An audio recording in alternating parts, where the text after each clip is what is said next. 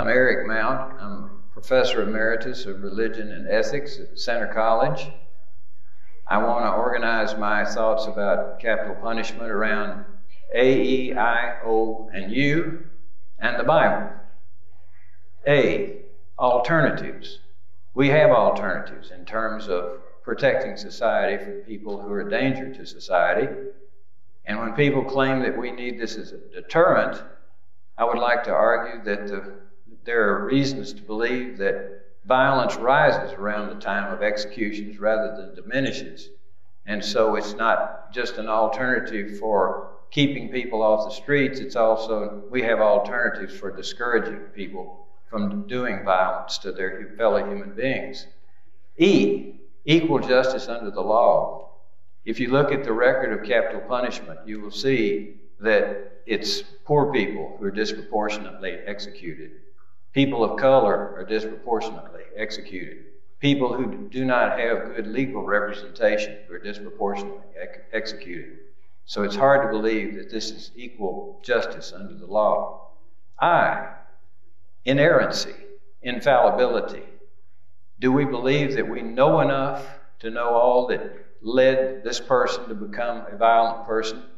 And have we not come to see that our system is not infallible because we know of the large number of people that have been taken off death row after it was proved that they did not commit the crime that they're accused of committing? Surely we don't want to perpetuate a system that can make grievous errors of that magnitude. Oh, opinion, world opinion. We're in bad company when we're an executing country.